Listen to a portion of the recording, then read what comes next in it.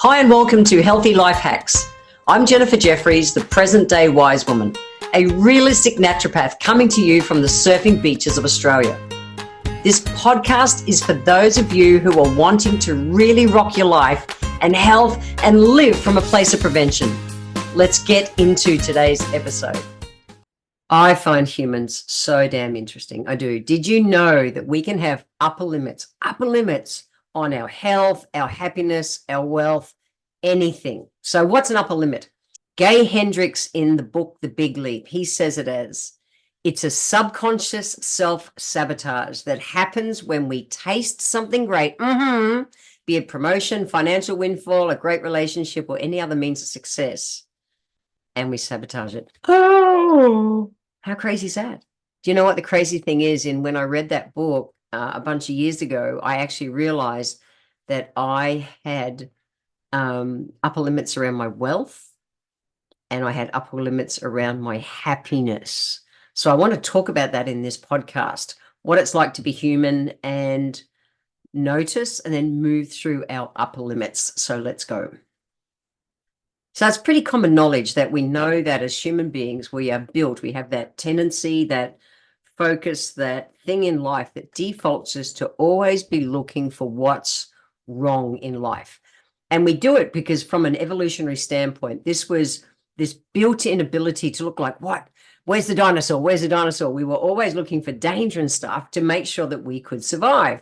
However, it's now modern times, and our tendency to manifest self-sabotages through limiting beliefs holds us back from absolutely realizing our full potential and experiencing that magnificence of what life is. And so for me, like I said, I'm aware of self-sabotages and upper limits around wealth and also relationships in the past. And I guess health too, on some levels, some areas. So let's talk about self-sabotage. We set these unconscious upper limits when we hit that point that life's wonderful. So I think about wealth. You know, I've had such a successful career as a professional speaker and earning very big income, speaking on some of the world's biggest stages and loving life, zipping around the world, seriously, like, wow. And then something would come in that would sabotage it. And I had a ceiling, and my ceiling was very high compared to most people's ceiling. So, however, I was very aware that it was still a ceiling, and I'd get up to that income point, and then through whatever, not consciously, but different things would happen, and I'd spend it, or I'd waste it, or I'd emotionally not feel deserving for this little kid that grew up in the western suburbs of Brisbane, housing commission house, poor, struggling family, like such a poor childhood. We lived on bloody sugar sandwiches. What was I to deserve that kind of success that I was experiencing? And then the same with relationships. You know, I realized that I had a pattern through my relationships. I'm married to a wonderful woman now, Alice. I've had 4 serious long-term relationships in my life, 2 of them well over a decade. And it's really hard to explain, but it's like when life is so happy and everything's just cruising. I grew up in chaos. I grew up in fear. I grew up in this struggle that was familiar. And on some level, I realized by reading Gay Hendricks's book that my default, we look for what's familiar in life. And so my brain's like, this is happy. The happy's freaking boring. Well, happy's not boring. Happy's happy. And so I would do things, whether it was, you know, be a dick or not be caring or whatever, and just, you know, emotionally disconnect or something, which was all just repeating patterns out of my childhood. There's so much. It's complex and there's tons to it, but I wanted in this podcast I really encourage people to read that book because it helped me so much. And we hear about people who are, it's like they've got a deep-seated fear of success from achieving more than what they think they deserve. And it'll trigger feelings, like I said, for me, like unworthiness. I've been this poor kid. How dare I, aim to be and achieve to be, one of a 1%er in the world that earns, a lot of income, but then I do good things with that income through philanthropy and stuff. But I had so many games going on in my head in the past, and it was actually like a self-sabotage. So it doesn't necessarily come from, or it doesn't come from a conscious thing. It comes from, like I say, that familiarity, can't even say it. It's a big word, familiarity and comfort. And it means staying stagnant. And think about a river. If you dam a river and don't let any water out, eventually it goes putrid. So in Chinese medicine, we say everything has to flow, everything has to be moving, or it becomes stagnant and rotten. So when we do that, when we settle, oh no, it's all good, I'm good, yeah, I'm doing good enough, yeah, it's all good. Yeah, we're not reaching our full potential. We're not really passionate and into life to what we can be. It's like life can be okay, but what if life was actually fucking epic? What if it was? And we have all the evidence we can gather from our past life experiences, whether it was failure or criticism from others, or just caring about what others think, all that kind of stuff. We tend to sabotage so we don't get hurt. And part of this conversation came out of Alice, my wife, and I talking about how she had a lot of trauma as a kid, as a young'un, but it built in her an ability to hold her nerve. Okay, so when we're surfing and she's on a big wave, she can hold her nerve to ride the face of that wave and just nail that wave. Where for me, mine was whenever I felt scared, being scared of being beaten every single day, whether something went wrong or not. It was done like a prevention. If we just beat you every day, you'll shit won't go down. Like, what a fucking stupid thinking. But anyway, that was my childhood. So it was like every day you just waited for it and waited for it and waited for it. And so for me, that build up, that fear meant physical pain every single time. Like you just didn't escape it. And so for me, when I'm surfing, I'll hold myself back. I have an upper limit around, at the moment I'm working on. I've had an upper limit around my ability to be able to surf bigger waves, that I have I've had a perceived fear of, thinking, wow, if I do this wave that Alice can do and she can do bigger, but if I do this wave, well, I'm just going to get hurt. And so I just don't even do it. I stop myself. And it's it's all that life and childhood and all that kind of stuff that's come before us. So I know that there's tons to this. And I'm not saying don't go and get professional help for breaking patterns and all that kind of stuff. And for me, just the awareness is huge. When I really became aware through reading that book that I had these upper limits, especially on that happiness, was huge. It's like, oh my God, I have absolutely sabotaged relationships in the past. And I've sabotaged my wealth in the past. And so these are some kind of simple steps to start the process, that conversation in us, which for me raises my awareness. So when those self-sabotagers try to sneak in, I'm able to go, oh, I know what you are. Nah, I'm good. I can stay the course. So we know we're built for that fault finding, okay? And that shows up with most people as self-criticism, self-doubt, a sense of inadequacy. We will focus on could focus on our strengths and achievements and all our wins. And instead of that, it's like, 9 things go great in the day. One thing goes to shit. And what do we focus on? The one thing that went to shit. That's that survival thing, okay? And then the normal thing is, which is sad, is that we have no compassion for ourselves. I've talked about in the past about, being gentle with yourself. And we would never speak to another person or a child or anything the way we speak to ourselves. So that's the next one, which is to move from that fault finding to self-compassion and just be gentle with yourself. Because the next one after that is then limiting beliefs. We have this prison in our mind.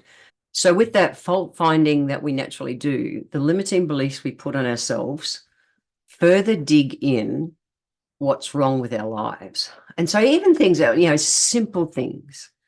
I have not enjoyed running in my life. And that for me comes out of when I was in my army days and we had to run every day. And if one of the punishments was to run, if you did something wrong, great, go and do a 5K run or do a 10K run. It absolutely was there. And so I didn't run from when I got out of the army. And about maybe 15 years ago, I thought, I'm going to give it a crack. And I ran some 10K races and I ran some half marathons. And I went, yeah, that's it. My body, I'm gangly. I don't know how to put it. I kind of flop around. I don't have that low center of gravity flow that a lot of runners do. And someone like Alice, my wife, she runs at least 10Ks every single day on the beach, on the sand, fucking machine. And her body is built for it.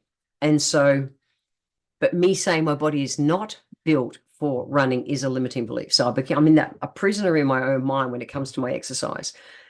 So I get different results as a walker to someone who's a runner, and neither's right or wrong.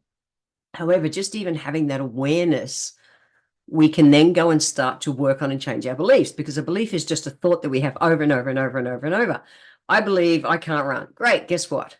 Every time I go, someone run? No, I can't run. I can't run.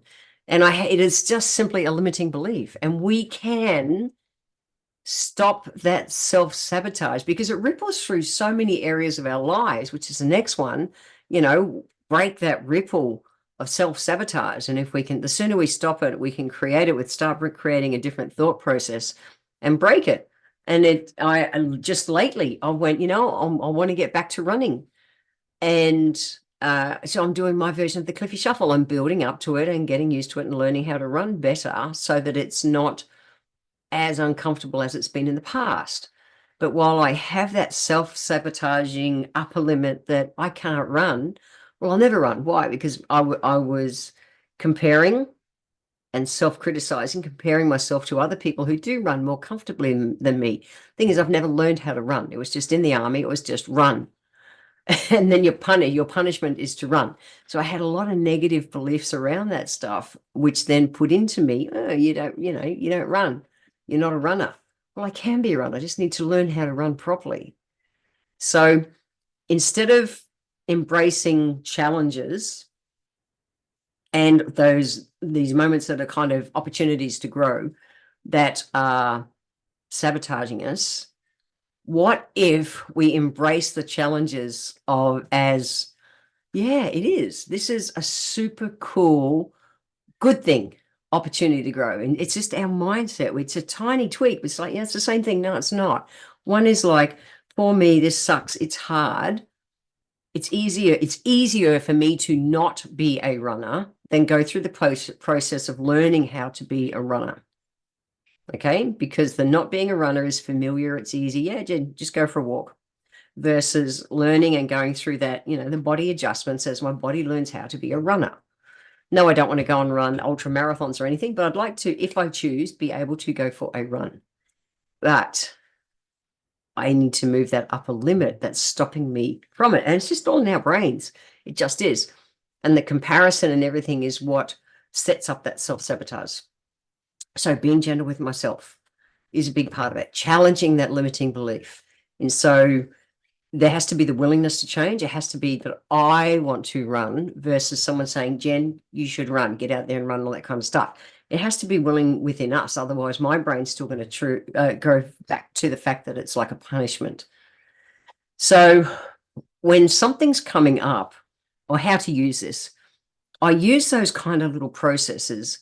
If something comes up and my normal default, I'll notice that it's like, so it's, and as a kinesiologist, we say, what does it stop you from doing? So if someone's got something going on in their life, we go, okay, cool. What's it stopping you from doing? Because the upper limit is what it's stopping you from doing. Oh, okay. So if I ran, I could have a different state of cardio health, for instance, or physical health, or another option to be able to enjoy running on the beach with my wife if I wanted, or whatever. And it's like, instead of just defaulting back, it's like notice, stop. There's nothing wrong. Be gentle with yourself. Go, okay, so what if I was, and Alice talks about being curious. Well, I wonder what it would be like to actually run on the beach. I wonder. I've got this story, or I've had this story in my head about how hard it'll be to run on the sand, all this kind of stuff. So it's like we want to question what's happening, replace that limiting belief with things like affirmations like, yep, I'm just going to give it a go, positive self-talk, all that kind of stuff. But what has worked really well for me was when Alice said to me, be curious. Same with bigger surf. Well, just be curious of what it would be like. Doesn't mean you have to go out there, but at least as part of the process to start moving forward, be curious of what it would be like to go out into the surf when it's bigger. Embracing that growth mindset is such, we have to grow. And I know I've done lots of podcasts on stuff like this. This is just a tiny tweak. If we're not growing, we're dying. That's it. Same as a tree. If it's actually not growing, it's dying. So we need to be moving forward, no matter how slow it is. We need to be moving forward. There's that personal evolution that has to happen. It's part of our survival in life. If you think that your health is at this point, in 12 months' time, if you change nothing, you think, well, that's okay, I'll be in the same place. No, you won't. There is always a depreciation. There's always an attrition. You will never be in the same place. You will be worse off. The same with finances. Don't change anything with your finances. Keep everything the same. No higher expenses, no higher income. Leave it all the same. You will be in a worse place by the end of the year, because the natural expenses in the environment and all that kind of stuff in the economy are going to impact you. So we have to grow. We have to grow. It's just a thing. But we get to choose at what pace we want to do it and stuff. So I encourage you to read the book, The Big Leap, by a guy by the name of Gay Hendricks. He's actually a relationships coach, but he absolutely nailed this book. And it was a real eye-opener for me. And so for me, originally I noticed, yeah, wow, I've had this upper limit. It's like I earn a lot of money. I've earned a lot of money in the past. And my own feelings of not deserving and stuff have absolutely limited what I could do with it and how much it's grown through. And so it was a great book to help me grow myself so I could grow my wealth, grow the quality of my relationships, all those kind of things. And if I speak about relationships for a second, if I think about my wife, Alice, going into a new relationship, because I'd had four relationships in the past, a part of me had, shame and fear of success around being able to actually hold a wonderful relationship. And so I nearly drove Alice crazy at the start. I was so slow moving. Didn't even kiss her for 2 weeks. There you go, for real. I was so scared of failing the relationship and hurting her. I had an upper limit to not even start the relationship. I went, why? I probably hurt her like I have the other women in my life. It's really interesting stuff. So the book will help you dig down into some ways that can work for you to help move through. It's well to notice first, maybe some areas in your life where you are upper limiting. And then if you want to build on that, you can go through some of the processes in the book. But I found it incredibly useful, and I'm still working on it. If you're a person who needs the sense of optimism and hope that, I can do this. If you want a shortcut to kind of empower yourself and raise your self-esteem, and so that you can just keep moving forward.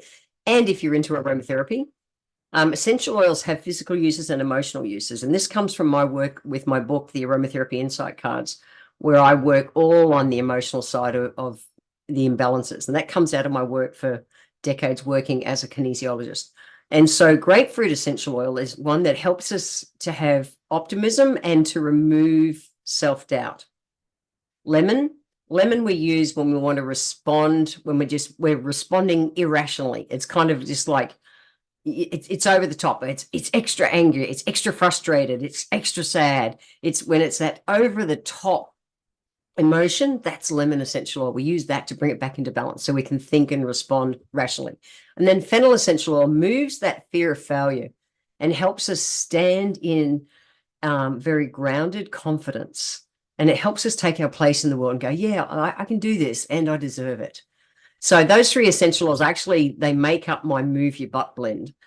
And I designed them for myself to help move my butts. And it's not move my ass, it's move the word butt out of my life. You know, that butt, we do that. I want to do this, Jen, butt. Well, yeah, I want to be a runner, butt. When we want to move that butt, I absolutely designed that essential oil to help me. It might help you. Anyway, check out the show notes. There'll be a link for it there. So if I had to think about what are those 5 strategies to address that upper limit, they are: 1, identify where you're comfortable. So, it's more comfortable for me not to be a runner. Okay, that's all it is. I'm just going, yep, acknowledge it, cool. Identify the point where your upper limit kicks in. So my upper limit, around relationships was, well, just don't even start a new relationship. It's easier to be single. It's comfortable to be single. Do what I want when I want. Sure. No, that's not what it is. And then acknowledge your feelings when they come up. So when they're coming up and you're starting to react, and as you're right on that point of breaking through that limit, okay, we have our own glass ceilings. It's like we're there and it's uncomfortable. And it's like, just acknowledge your feelings. Wow, I feel so damn uncomfortable. And I choose to still go for a run. I choose to be mindful in this relationship, whatever it is. Okay, I choose to do the work to build my wealth, whatever it is. Number 4 is to be gentle with yourself. Just be gentle with yourself. Nice and simple. And then number 5 is to celebrate the wins that keep you moving forward. And cheat and use aromatherapy if you need to. They're what I've done to help me start moving through my upper limits. And it's worth it. Why? Well, we actually deserve to have epic lives. We really do. We deserve to have epic lives, not lives that are just like, yeah, life's good. Well, what if life was great? Noticing and starting the move on my upper limits has been able to really directly move my energy from good to great. That's it. I hope that helps. See you. I want to thank you for being here today. If you enjoyed my podcast, please let me know by leaving a review on Apple Podcast.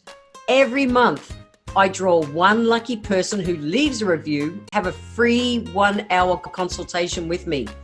Be sure to subscribe to the show wherever you're tuning in from so that you always catch the next episode. I welcome your emails, and you can write to me at podcast@healthylifehacks.com.au. Until next time, remember, when it comes to life, live it, love it, and get on with it.